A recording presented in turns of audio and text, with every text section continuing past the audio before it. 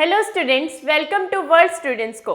I am Shruti teaching you class 12th chemistry. So we were discussing about the molar conductivity, right? We were discussing about the molar conductivity and conductivity variations. Today lecture we are going to continue with our variations only. So with the very first point, that is variation in lambda m with concentration.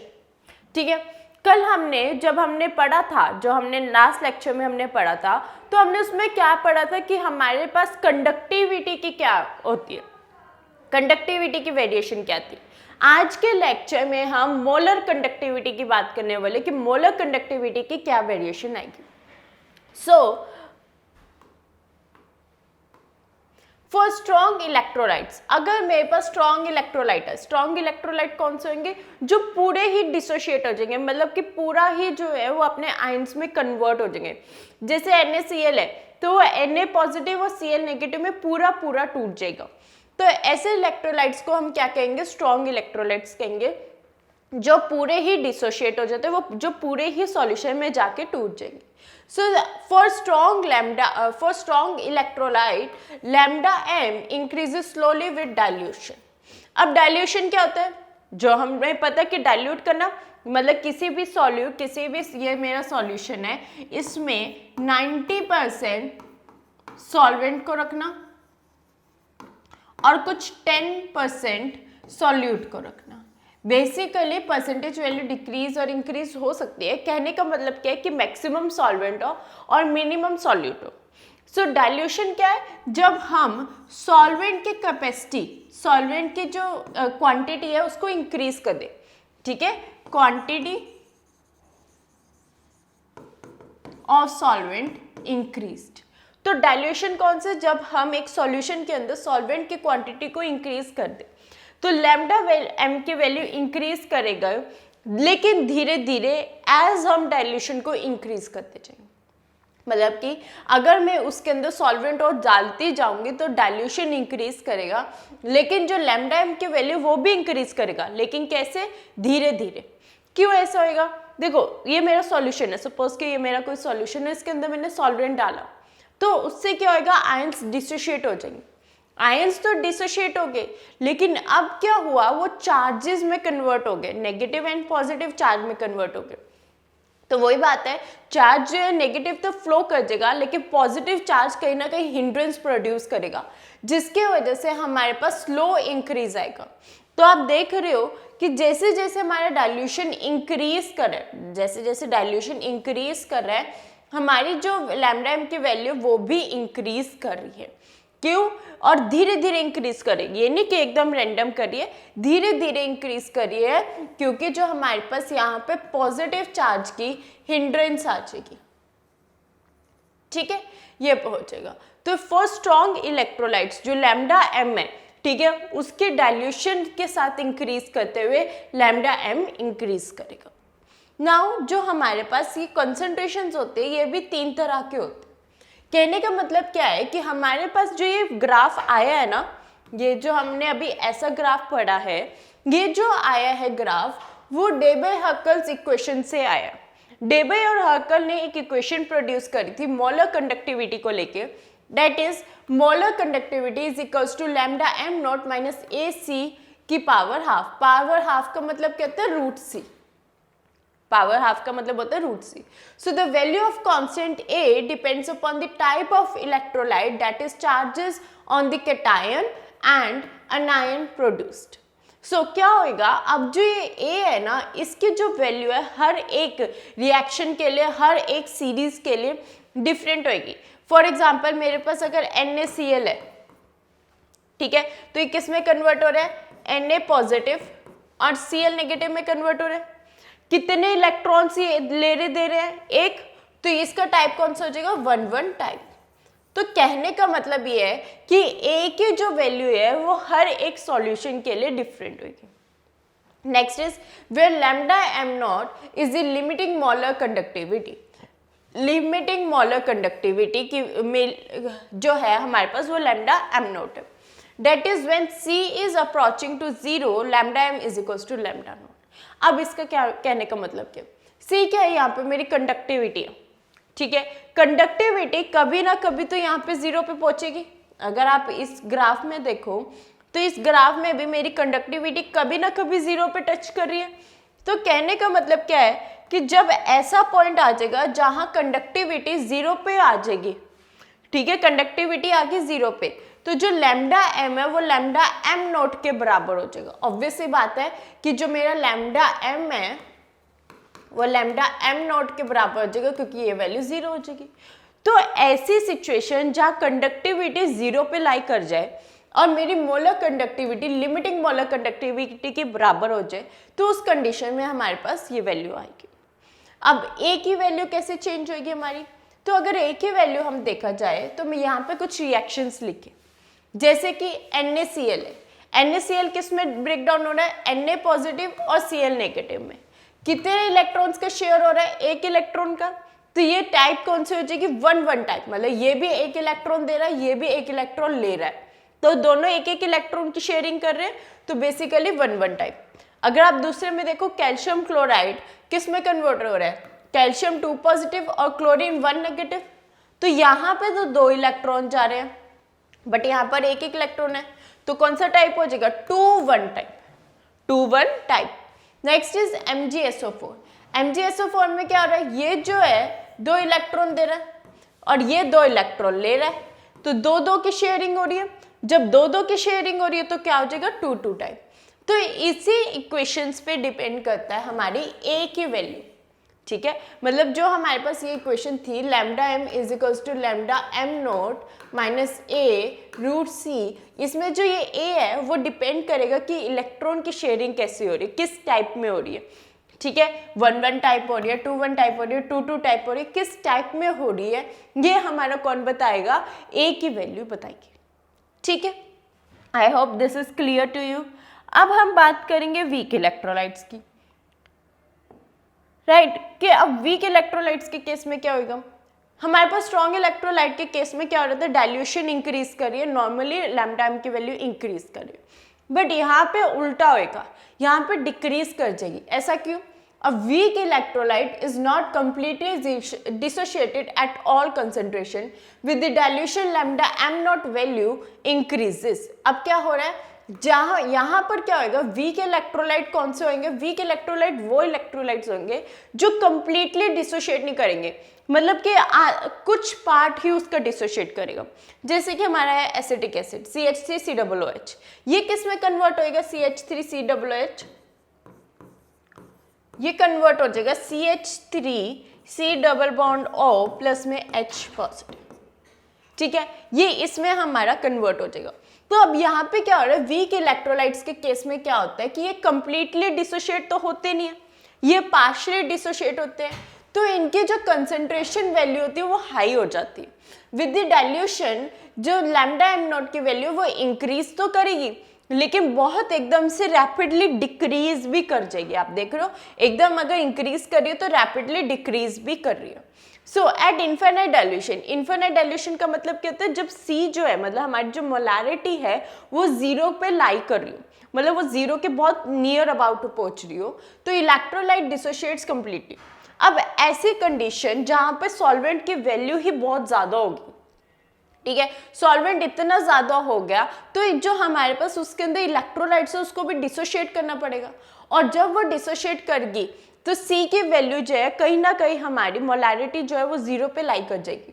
So dissociates completely but such low concentration, लेकिन concentration तो low होगी, क्योंकि पहले suppose किया कि मेरे पास ये 4 दाने हैं, फॉर एग्जांपल बोला मैंने कि ये 3 दाने पड़े हैं एक सॉल्यूशन के अंदर, अब मैं और पानी सिर्फ इतना है, अब मैं बोल रही हूँ ये मेरे पास बीकर है, पानी मैंने अच्छे से ऊपर तक भर दिया और अभी भी 3 है, तो ऑब्वियसली कंसंट्रेशन हमारी क्या है? डिक्रीज कर गई, क्योंकि यहाँ पर सॉल्यूट के पार्टिकल्स ज़्यादा थे एज कम्पेयर टू सॉल्वेंट, लेकिन यहाँ पर सॉल्यूट के पार्टिकल्स कम है एज कम्पेयर टू सॉल्वेंट, तो कंसंट्रेशन भी डिक्रीज कर गई।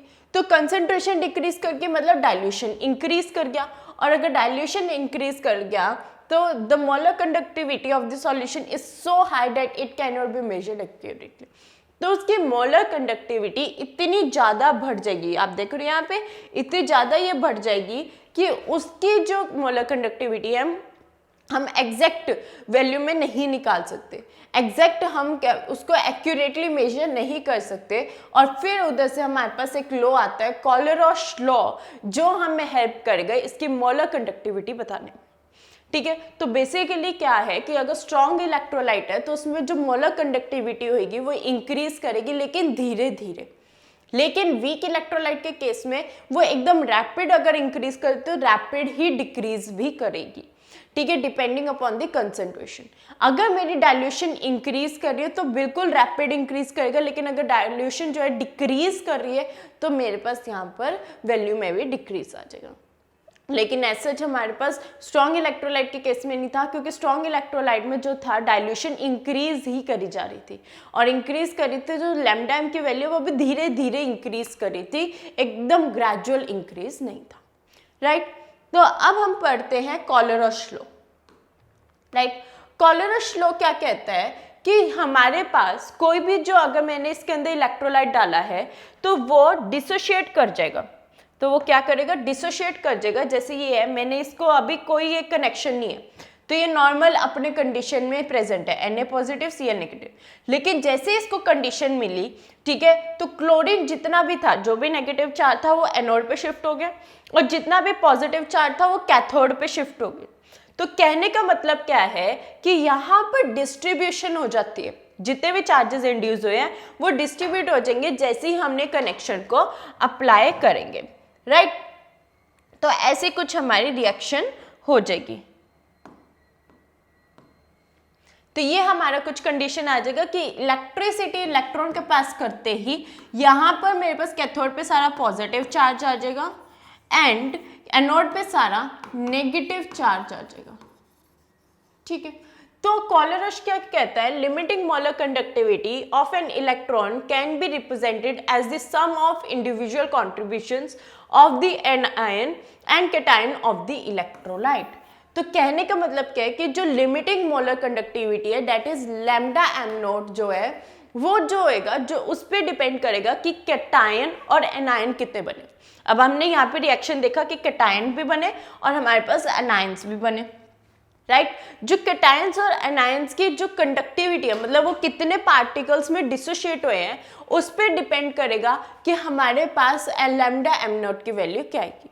So the lambda M not for NaCl अगर हम लिखना चाहें तो क्या आएगा, number of cation form and number of anion form, that is Na positive और Cl नेगेटिव। दोनों को अलग अलग डिसोशिएट हो रहे हैं तो दोनों जितने भी पार्टिकल्स में डिसोशिएट हो रहे हैं उनकी वैल्यू को हम प्लस कर देंगे तो हमारे पास ये वैल्यू आ जाएगी। सो अगर मैं कहना चाहूँ, अगर एक जनरल फॉर्म देना चाहूँ तो बोलूँ कि ये जो म्यू नॉट प्लस है, म्यू प्लस है वो कैटायंस फॉर्म है और म्यू नेगेटिव जो है वो अनायंस फॉर्मेशन है। तो क्या हो जाएगा, हमारे पास लैम्डा एम नॉट की वैल्यू क्या हो जाएगी, mu plus lambda not mu negative lambda naught. अब ये कहना क्या चाह रहा है कि म्यू प्लस क्या है, कितने इलेक्ट्रॉन कन्वर्ट हुए। अब जैसे यहाँ पे तो 1-1 टाइप था, ठीक है, 1-1 टाइप था क्योंकि एक इलेक्ट्रॉन सोडियम दे रहा है और एक इलेक्ट्रॉन ही क्लोरीन ले रहा है। बट फॉर एग्जांपल 2-1 टाइप हो जहाँ पे 2 इलेक्ट्रॉन, फॉर एग्जांपल कैल्शियम में 2 इलेक्ट्रॉन दे रहे हो और कोई ऐसा एलिमेंट क्लोरीन ही प्रेजेंट है, 1 इलेक्ट्रॉन ले रहा हो, तो उस केस में क्या होगी, ये जो म्यू की वैल्यू है वो ये टाइप पे डिपेंड कर जाएगी कि ये 2 होएगा 1 होएगा क्या होएगा, मतलब जो यहाँ पे डिसोसिएशन होगी उस पर डिपेंड कर जाएगी।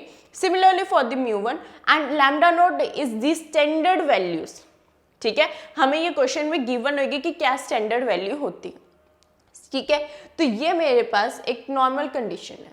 चलो इसके बेस पे एक क्वेश्चन भी करते हैं। क्वेश्चन क्या कह रहा है, conductivity of 0.002 for 1 molar acetic acid solution is 7.896 into 10⁻⁵ Simon centimetre inverse, calculates it's molar conductivity.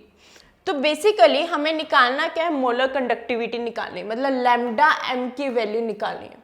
दिया क्या, मेरे को कापा दिया हुआ है, ठीक है, एंड मेरे को मोलैरिटी दी हुई है। ठीक है, मुझे इतना पता है कि मेरी जो लैम्डा एम होता है is equal to kappa into 1000 divided by molarity. Right, ये फॉर्मूला हम पिछले लेक्चर में कर चुके हैं।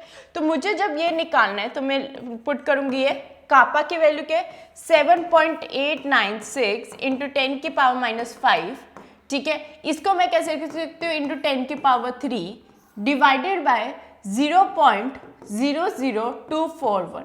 तो मैं इसको भी स्टैंडर्ड कंडीशन में लिखूंगी, तो इसको स्टैंडर्ड कंडीशन में कैसे लिखेंगे 7.896 इंटू 10 की पावर, इसको ऊपर वाली पावर को सॉल्व कर रही हूँ तो ये बन जाएगा -2। नीचे क्या बन जाएगा, देखो हम किस साइड शिफ्ट कर रहे हैं, ऑब्वियसली हम दोबारा राइट साइड शिफ्ट कर रहे हैं तो पावर में तो -1 है, ठीक है। और कितने शिफ्ट कर रहे हैं 1 2 3, तो 3 शिफ्ट करेंगे तो 3 2.41 आ जाएगा।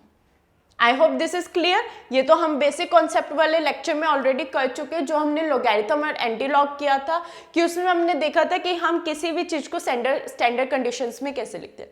तो ये मेरी स्टैंडर्ड कंडीशन आ गई।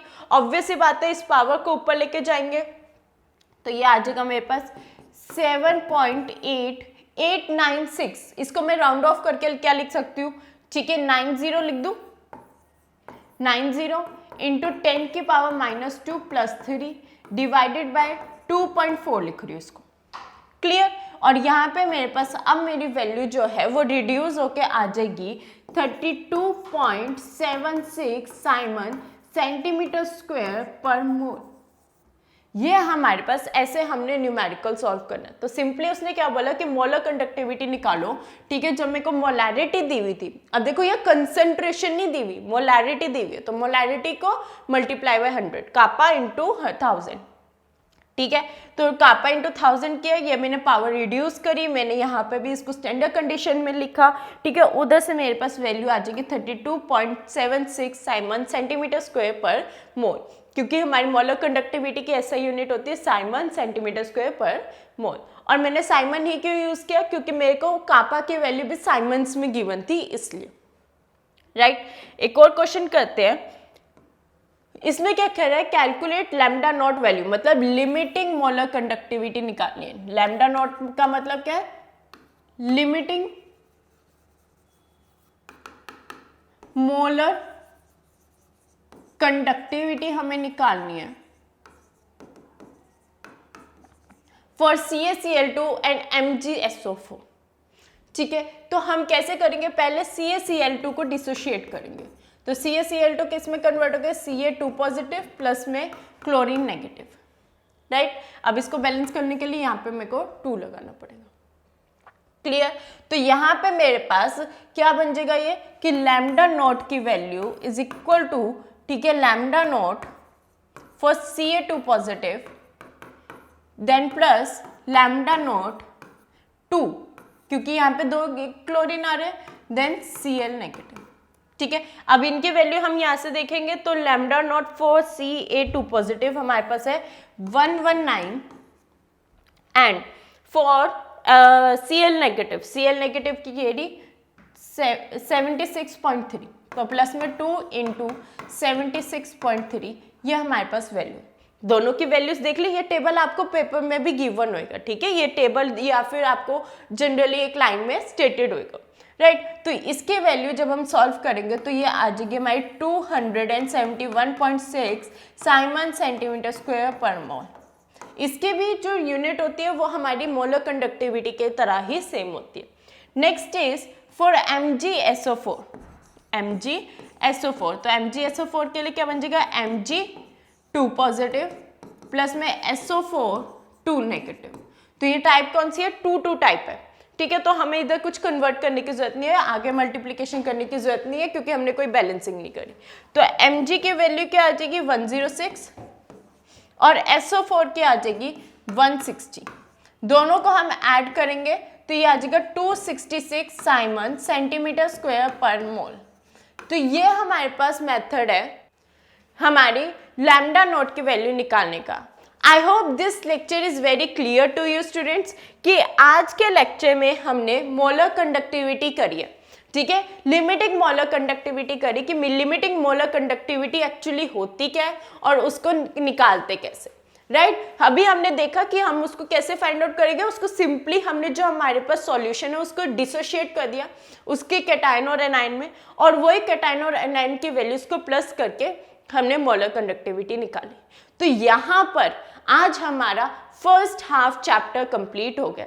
नेक्स्ट लेक्चर से अब हम शुरू करेंगे इलेक्ट्रोलिटिक सेल।